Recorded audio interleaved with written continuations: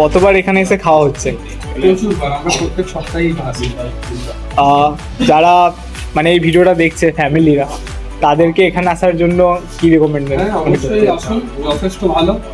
মানে যথেষ্ট ভালো মানে আমাদের পুরুলিয়া টাউনের মধ্যেই বলবো, পুরুলিয়া ডিস্ট্রিক্টের মধ্যে টপের মধ্যে আছে।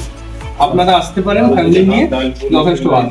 যদি কোনো ফ্যামিলি আসে তাদেরকে কোন খাবারটা, এখানে তোমরা যেহেতু খেয়েছো তোমাদের অভিজ্ঞতা আছে, কোন খাবারটা টেস্ট করতে বলবে ফার্স্ট ট্রাই করার জন্য? সবথেকে বেশি ট্রাই করেছি মিক্সড ফ্রাইড রাইস আর চিলি।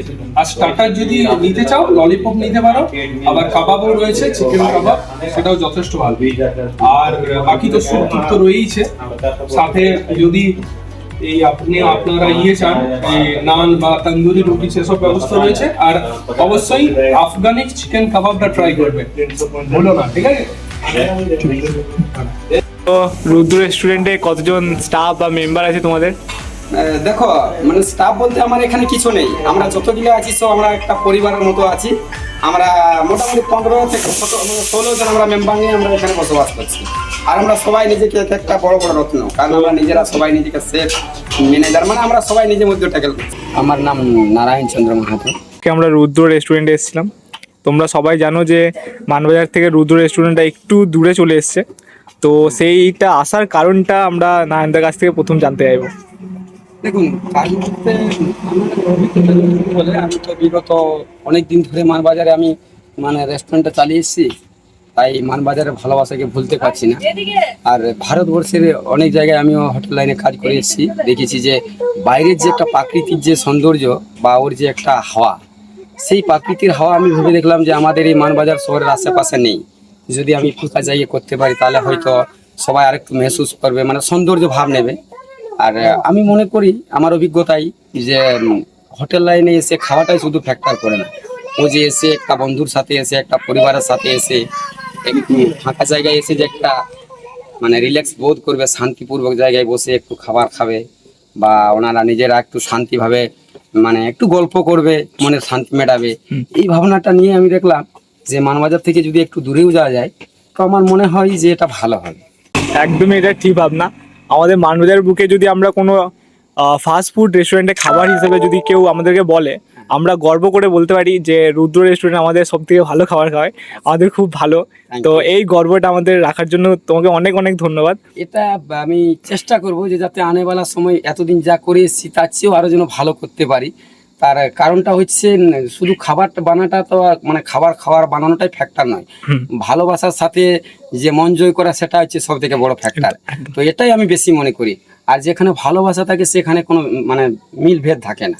একদম। সেই জন্য খাবারটা জানি না, নিজে তো আমি কখনো বলবো না যে আমি ভালো খাবার বানাই, কিন্তু ভাইয়েরা এসে যখন বলে যে দাদা খাবার কি আনন্দ লাগলো, খাবার কি তৃপ্তি লাগলো, তখন মনে হয় যে সত্যি হয়তো ওনাদের ভালো লেগেছে। আর সেই ভালোবাসাটা আমি খুঁজে বেড়াই যে একটা মানুষ এখানে এসে কি চাই, একদম। শুধু খাবারটাই নয়, খাবারের সাথে ভালোবাসাটাও চাই। পরে বুঝতে পারলাম বা বুঝি, তো এই ভালোবাসাটা ছাড়া আর আমি বেশি কিছু চাই না।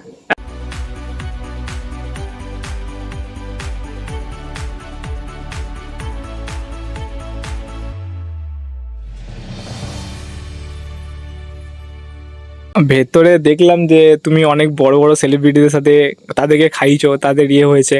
তো যেমন হার্দিক পান্ডিয়া দেখলাম, তারপর আরো অনেকজন আছে। তো তাদের সাথে অভিজ্ঞতা, হ্যাঁ হ্যাঁ MS ধোনি আছে। তো তাদেরকে খাইয়ে তোমার মানে তাদের সাথে সার্ভ করে বা তাদের সাথে করে তোমার ওটা কিছু যদি অভিজ্ঞতা আমাদেরকে শেয়ার করো। দেখুন, অভিজ্ঞতাটা বলতে গেলে ওটা আমিও নিজেকে খুব গর্ব মনে করি। ওটা আমার একটা ভাগ্যের ব্যাপার ছিল, আমিও আমার বড় শেফের হাত ধরে ওই জায়গায় পৌঁছেছিলাম, সেই জন্য নিজেকে খুব গর্বিত মনে করি।